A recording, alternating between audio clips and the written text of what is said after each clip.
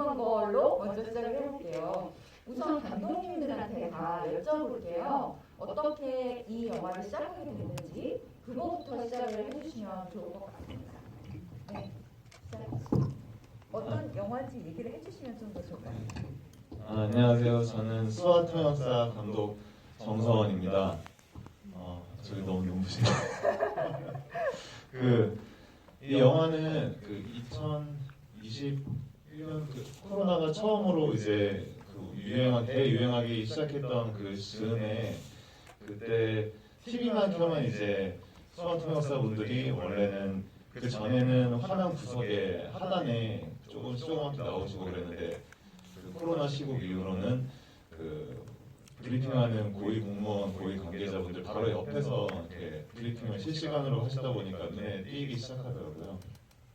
그래서 근데 그 수화통역사 분들이 수화나 이런 것들이 이제 매일같이 생방송 전파를 타고 전 국민한테 이렇게 방송이 되는데 실제로 그거를 해석할 줄 아는 사람은 전국에 극소수이더라고요. 그래서 그 어떤 소통의 불균질함이랄까 이런 것들이 되게 흥미롭고, 만약에 수화통역사가 일부러 다른 통역을 한다거나 하면은 그거를 보더라도 일반인들은 이해하지 못하지 않을까, 그런 해프닝이 있다면 재밌지 않을까, 이런 생각에서 시작을 하게 됐습니다. 그런 일이 최근에 있었잖아요. 미국에서. 인터뷰로 하면서 자기가 마치 수화통역사인 것처럼 해서 사기친 그런 일이 있었어요. 네. 근데 지금 보니까 여러분들 알아보시겠어요? 이 감독님이 지금 보니까 배우이시죠? 그렇게 보시면 눈썰미가 되게 대단하신데 네. 거기 PD 역할로 나오는 배우가 제 동생이에요. 그래서 좀 닮아 보이고. 그래요? 굉장히. 정준환 배우라고 많이 사랑해 주십시오. 배우신 줄 알았어요. 네, 그다음 두 번째, 어떤 시작에 휘두현 감독님, 말씀해 주세요. 어떻게 시작했는지? 저희는 장애에 대한 이야기를 좀 다루고 싶었고요. 사람들이 장애에 대해서 뭔가 막연한 두려움이 있더라고요. 그래서 우리가 사실 장애인을 살면서 많이 만나보지 못하잖아요. 그래서 장애인과 비장애인이 뭔가 시작하는 것 자체가 좀 어려운 현실인 것 같고, 그래서 이 장애인과 비장애인이 시작하는 무언가를 보여주면, 함께 동행하고 뭔가 해내는 무언가를 보여주면 다른 사람들도 뭔가 장애인에 대한 막연한 두려움, 그런 것들이 사라질 수 있겠다는 생각을 가지고 시작하게 되고요. 그러던 중에 광주에서 수영 선수로 활동하고 있는 저희 김장 씨가 매번 장애인 감독과 연습을 하다가 저희가 대상자를 찾고 있던 중에 처음으로 비장애인 감독과 이제 시합 준비를 하게 된다는 사실을 알게 되고, 그렇게 해서 이제 촬영을 시작하게 됐습니다. 감사합니다. 그게 우리가 영화에서 보면은 마치 처음에는 김장 선수님의 어떤 시작을 보여주는 것 같은데, 또 중간에 보면 다른 감독님의 시작이기도 하더라고요. 그게 그래서 두 가지가 같이 가는 이야기 같더라고요. 네, 굉장히 인상 깊게 봤습니다. 다양한 시작을 조금 넣었고요. 어떤 저희 처음 생각은 장애인과 비장애인 함께하는 어떤 첫 시작을 다루고자 했는데, 또 그 순간도 어떻게 보면 중도 실명한 지영 씨가 장애인으로의 삶을 받아들이게 되고, 그 안에서 처음으로 원래 혼자 모임을 하지 못했는데 그렇게 성장해가는 모습도 저희가 감사하게 담을 수가 있어서 그런 시작도 좀 의미가 같이 담긴 것 같아요. 좋았습니다. 없는 이름의 안도영 감독님.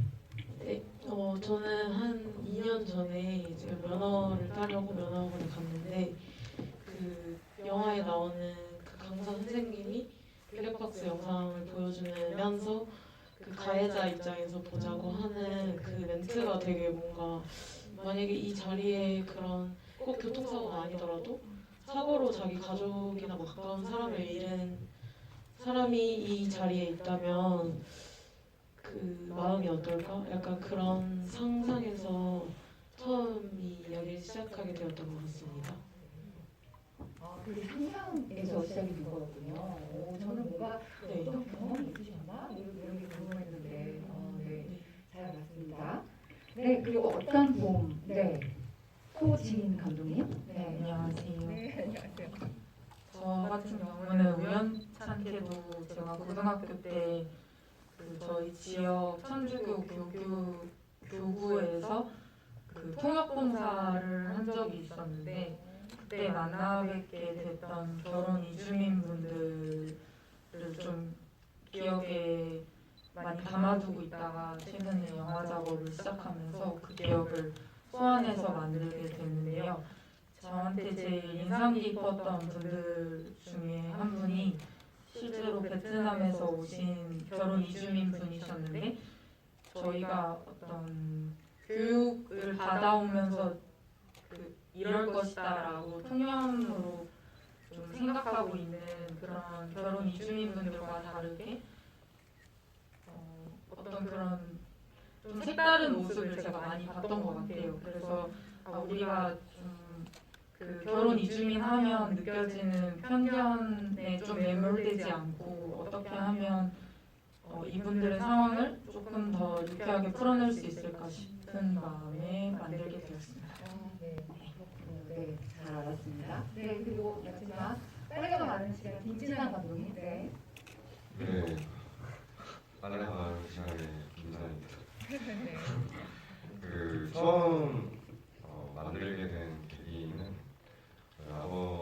아버님이 이제 쓰러지셔가지고 응급실에 가시게 되셨거든요. 그래서 보호자가 필요해서 그 제가 4박 5일 동안 같이 이제 있었는데 사실 사이가 별로 안 좋고 이제 따로 떨어져서 살았다 보니까 조금 많이 응어리진 그런 감정들이 있었는데 이제 그런 좀 오래돼서 이제 어떻게 이야기를 풀지 못할 것 같이 이제 되어버린 그런 관계들에 대해서 좀 만들어 보려고 했습니다. 아니 저는 사실 여자 감독님인 줄 알았어요. 두 분 다 여자였는데 남자 감독님이 돌아가셔서 어떻게 이걸 이렇게 상세하게 잡아내셨지? 이런 생각이 들더라고요. 네, 저희 이 감독님들이 앞으로 우리 영화계를 이끌어가실 감독님이고 배우님들이세요. 이렇게 만나기가 쉽지 않습니다. 궁금하신 게 있으시면 얼마든지 지금 30분 정도 저희가 시간이 있는데 좀 많이 지나서 이제 그러니까 얼마든지 어떤 질문도 좋으니까 얘기를 좀 해주시면 좋을 것 같아요. 질문을 없으신가요? 제가 또 해야 되는데 네. 여기.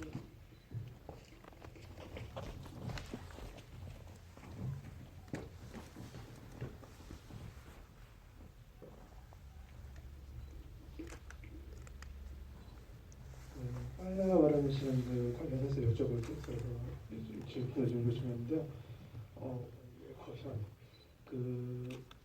이제 제목을 보면서 이제 영화 중간에 이제 어떤 시간에 대해서 얘기하지 않을까라고 생각을 했는데 예를 들어 이제 애니메이션 중에 이제 초속 5cm라는 영화를 보면은 이제 뭐 벚꽃이 떨어진 시간이 뭐 초속 5cm다 이렇게 얘기하면서 제목을 이렇게 표현을 했었는데 빨래가 마르는 시간도 어떤 제목이 의미가 있는지 해서 질문 드리려고 합니다. 네, 예리하시네요. 저도 그게 사실 좀 궁금했거든요. 어떤 연관이 있을까? 네. 사실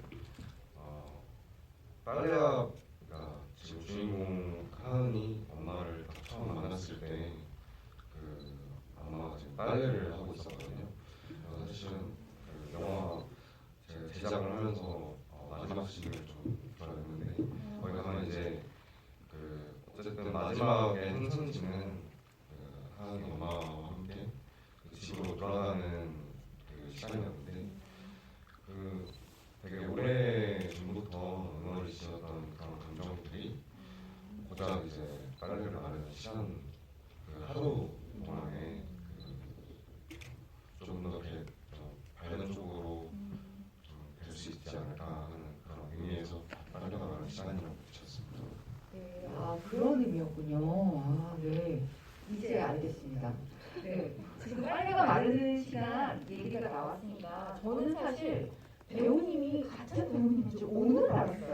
저는 전혀 모르다가 그래서 잠깐 교육님께 여쭤볼게요. 그 앞에 나왔던 없는 이름에서와 빨래가 마르는 시간에서의 엄마 그 역할은 같은 엄마지만 굉장히 결이 다르거든요. 앞에서는 굉장히 절제하고 이런 엄마고 여기서는 막좀 어떻게 보면 툭툭거리면서 굉장히 어떻게 거칠게 표현을 했잖아요. 사랑이 있지만 그렇게 감정이 이렇게 갭이 있을 때 어떻게 그거를 배우로서 소화해서 그렇게 스크린에 나타나게 하는지 저는 그게 되게 궁금합니다. 그냥 감독님들하고 작품에 대한 논의를 많이 하면서 그러면서 그 캐릭터를 찾아나가요. 근데 그 보면 그 촬영 시간은 좀 달랐나요? 아니면 거의 비슷했나요? 그것도 영향을 많이 줄 수 있을 것 같거든요. 달랐던 것 같아요. 이게 어떻게 만들어진 거예요? 7월 작년 7월 작년 7월 괜찮은 거 9월 9월 거의 비슷한데? 네, 거의 비슷. 네, 근데 느낌이 전혀 다르거든요. 그래서 와 진짜 배우님 대박이다 막 이러면서 저는 굉장히 감동적으로 봤거든요. 그 연기의 그 깊이와 그 이걸 어떻게 이렇게 표현하셨지? 이런 게 그러니까 그때 찍으면서 배우로서 욕심을 부렸던 두 작품이었어요. 없는 이름과 빨래가 마르는 시간. 캐릭터가 이때까지 해보지 않았던 캐릭터였고 제대로 한번 좀 잘해보고 싶다 그런 생각을 해서. 그런데 없는 이름 같은 경우는 제가 겁을 미리 먹었어요. 왜냐하면 자식을 잃은 어떤 그런 상처를 가진 엄마이다 보니까. 그래서 특징을 잡은 건 좀 가식을 좀 심어봤어요. 난 상처 없는 사람이야. 그래서 초반에 미소 아름답게 그렇게 자기의 상처를 이렇게 도배하고 좀 이렇게 감추고 그런 캐릭터로 삼았었고, 빨래가 마르는 시간은 너무너무 솔직하게 그냥 툭툭 자기가 하고 싶은 얘기를 직설적으로 하는 그런 것들 때문에 딸이 오히려 상처를 받을 정도로 그런 대비를 가졌는데, 사실 뭐 이 작품이 있을 거라고 생각하고 그런 대비를 준 건 아니고요. 감독님들하고 같이 상의하면서.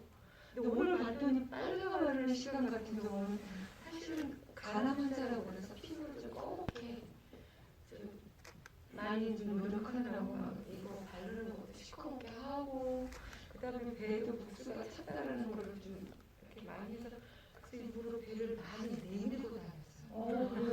그래서 말라고 하시는데 그것 때문에 힘들었어요. 그러면서 이분들이 가난한 자가 이래서 힘들겠구나 그런 것들을 느껴가면서 조금 좀 다가가려고 했습니다. 진짜 아까 들었습니다. 네, 네, 너무 잘 봤습니다. 두 분 감독님도 그렇고 배우님, 오민혜 배우님 잘 봤습니다. 또 혹시 질문 있으신 분 해주시면 네, 저 뒤에 네.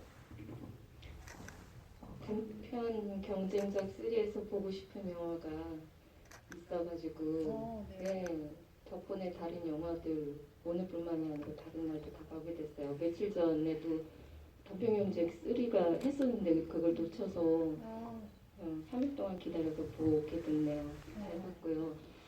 수월통역사의 정서원 감독님께 질문드리고 싶어요. 혹시 영화를 만드시고 나서 아쉬웠던 점이 있었었는지 한번 여쭤보고 싶네요.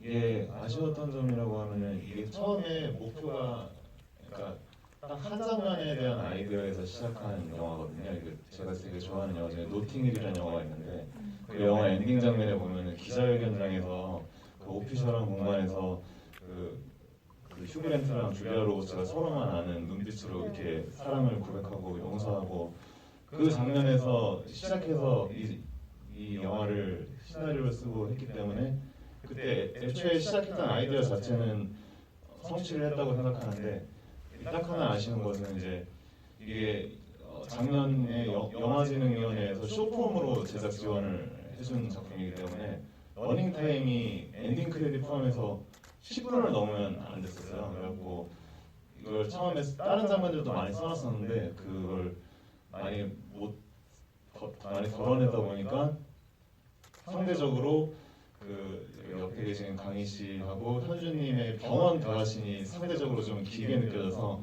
지금 보면 그때 처음에 목표했었던 다른 씬들을 좀 찍었으면 어땠을까, 좀 영화가 다채로워지지 않았을까, 뭐 그런 아쉬움이 좀 있습니다. 답이 되셨을까요? 네, 원래 이런 창작하는 일을 하는 분들은 다 이렇게 만들고 나서 늘 아쉬움이 남죠, 그죠? 네, 저희는 엄청 고개를 막 펴주거든요.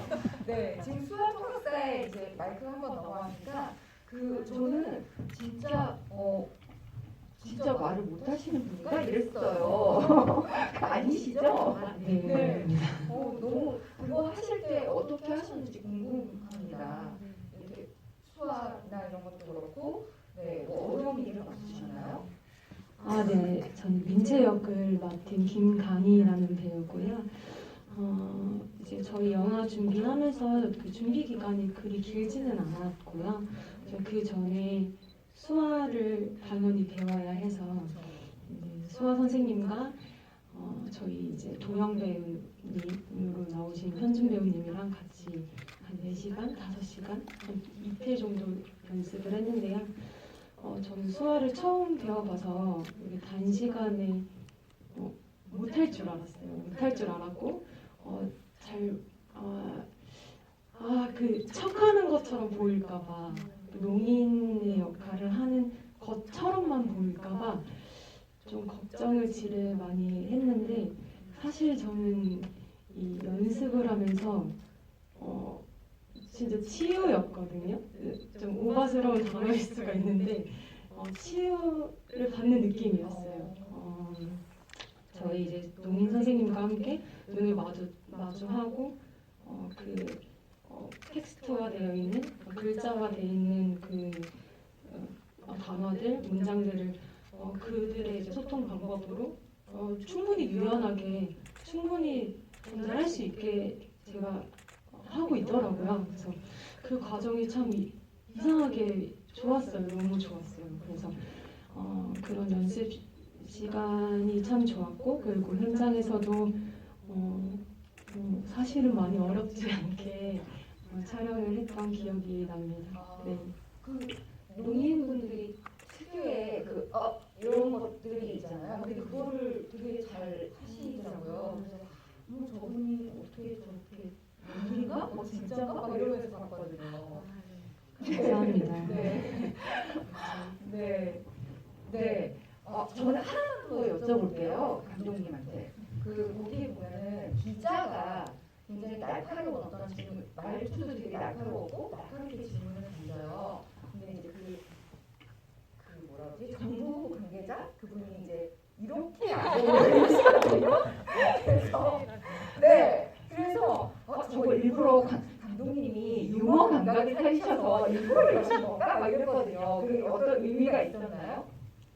처음에 그 배우분을 현장에서 처음 봤는데 보니까 그런 장면이 자연스럽게 떠오르더라고요. 얼굴에서 약간 그런 장난기 같은 게 느껴져서. 네, 맞아요. 또 너무 장인과 뭐 수화 통역사의 얘기니까 무겁게 흘러갈 수 있으니까 제가 또 좀 유머러스한 걸 좋아해서 그런 장면 하나 넣으면 좋겠다 생각하는 차에, 그래서 배우분 보고 배우분한테 이걸 한번 해달라고 했는데, 제가 지금도 후회되는 거는 그 기자분도 바로 이렇게 받아쳤어야 되는데 그걸 너무 바빠서 그걸 연기 주문을 못하고 그냥 기자님만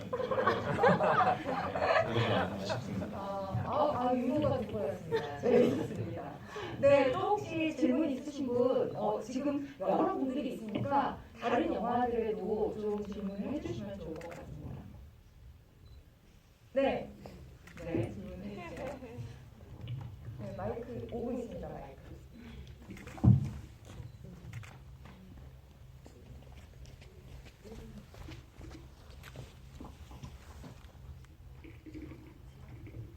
예, 영화 잘 봤습니다. 너무 잘 봤고요.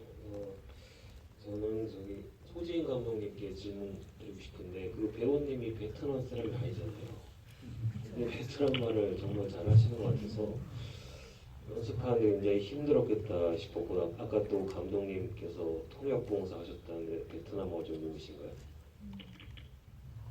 대답하면 될까요? 네. 네, 저도 궁금했어요. 일단 저는 베트남어 전공은 아니고요. 사실 이게 캐스팅 단계에서부터 엄청 고민이 됐던 게훅 역을 연기하신 이영하 배우님께서도 같이 한 말이지만 이 역할은 사실 베트남 실제 결혼 이주민분이 하는 게 더 맞지 않을까 이런 얘기를 나눴었어요.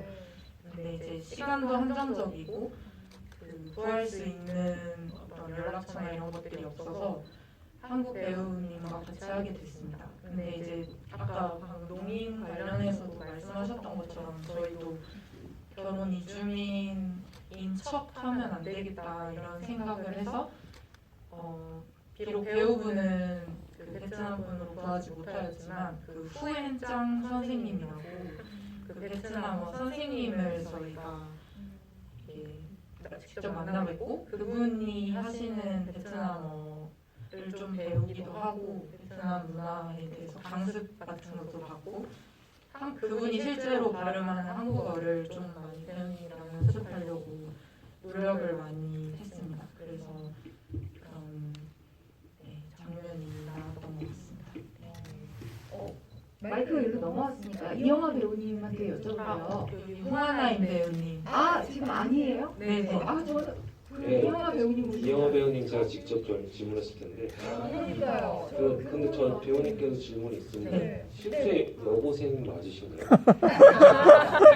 제가 이제 그 작품 준비할 때는 19살이었는데 실제 촬영할 때는 20살이었고 지금은 21살이 됐습니다. 너무 고등학생 모습이 그대로라서 굉장히 궁금해서 진짜 고등학생입니다. 저도 오늘 보면서 젖살이 정말 대단하다 생각했습니다. 이어서 김재란 감독님, 배우님 한마디도 지금 안 하셨는데 질문 좀 드리고 싶은데요. 성함을 제가 몰라가지고. 박가영 배우님이요. 배우님, 연기 톤이 특히 목소리가 일반 배우님 같지 않아서 진짜 일반인 느낌이 너무 많이 났어요. 회사원 연기 하실 때나 어머니한테나 하여튼 동료한테 얘기할 때나 목소리가 굉장히 좀 매력적이어가지고 일부러 그렇게 연기를 하신 건지 평소 연기는 다른 모습인지 그게 좀 궁금합니다.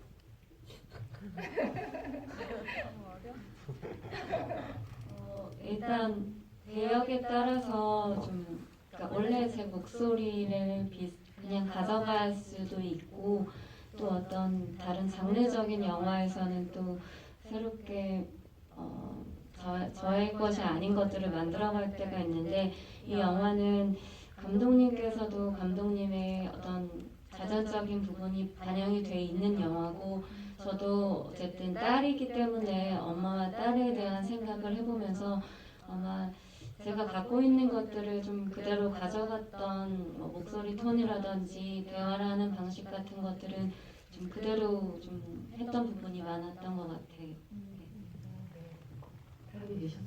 네, 감사합니다. 네, 감사합니다. 질문. 네. 저 5분 남았습니다. 네, 어떤 시작에서 아까 김지한 감독님이 감독님이 선수님이 거기 계시죠. 보시면서 어떠셨는지 좀 궁금해요.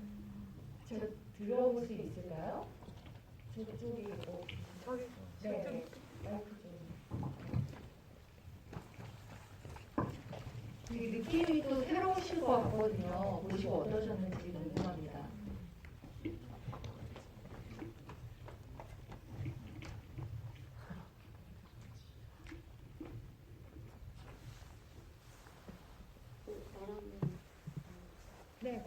네, 드립니다.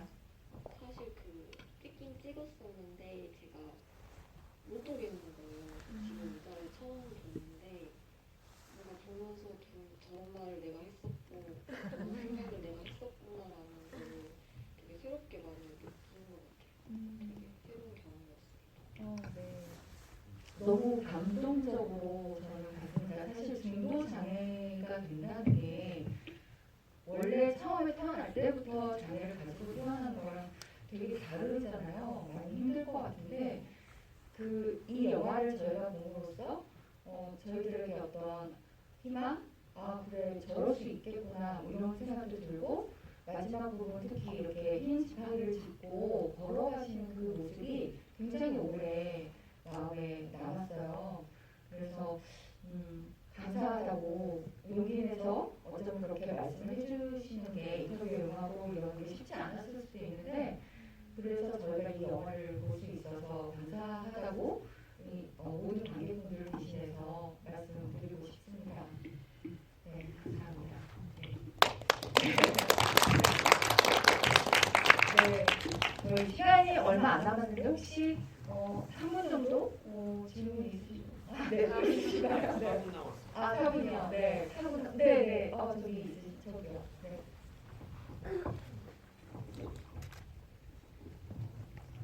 저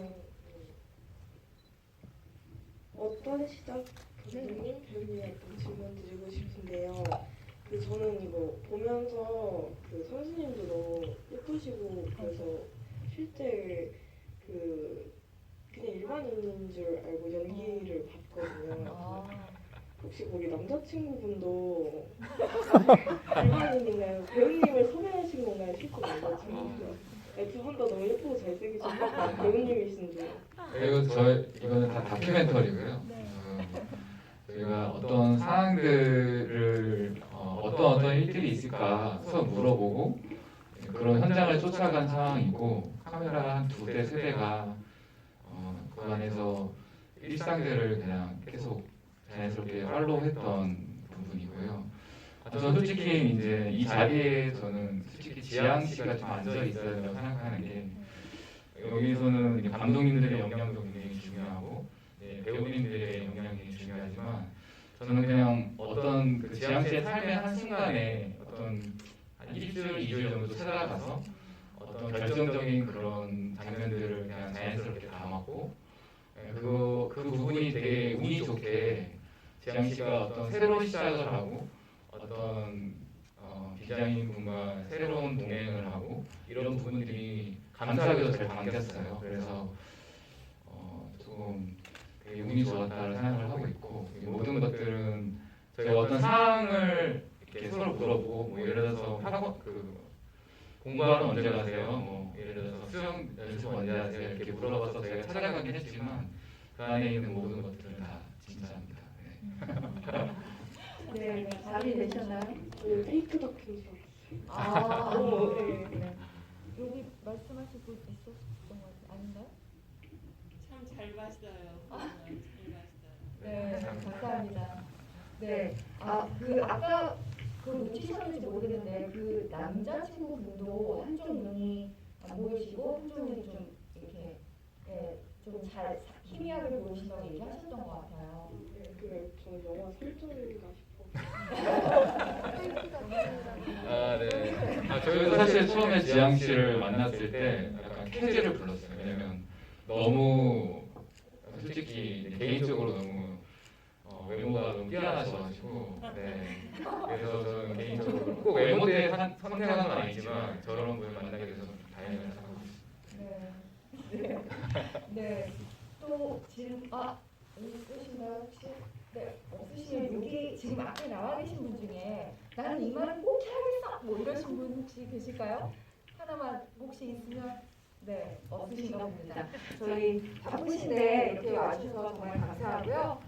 같이 이렇게 함께 해주셔서 정말 감사합니다, 관객 여러분. 저희 영화제 아직 하루 남았으니까요. 같이 계속 함께 해주세요. 감사합니다.